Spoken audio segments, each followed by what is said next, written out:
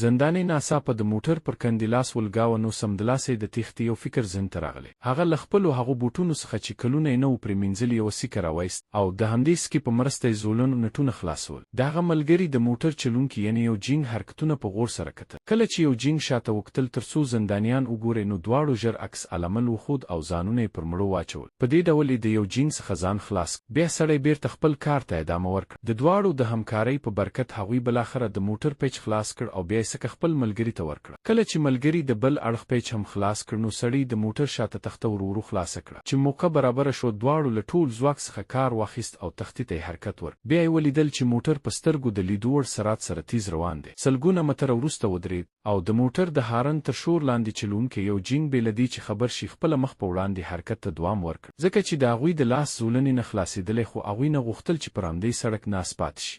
مجبور شول چې دا درون د اوسپنیز شی له ځان سره کش کړي. هر قدم اخیستل ورته ډیر سخت و. ژر تر ژره هغوی د اوبو د کموالي له امله بېهوشه شول. په پای کې د بدن د کمزورتیا له امله د یوه جګ ځای راښویېدل. د راښویېدو پر مهال هغوی هغه اوسپنیز شی ته ټوپ کړه او هغه په ډیر خطرناک ډول راچپه شو. خو خوشبختانه هغوی ډیر ښه بخت درلود او دوی خوندي پر ځمکه وموښتل. په همدې وخت کې هغوی یو عجیب شی پیدا کړ. په دښته کې د دویمې نړیوالې جګړې څخه پاتې شوې یوه الوتکه پرته وه. د الوتکې د مات پاتې شونې په لیدو سره سړي ته د چټک تېښتې یو نوی فکر پیدا شو. د بلې برخې لپاره چینل سبسکرایب کړئ. مننه.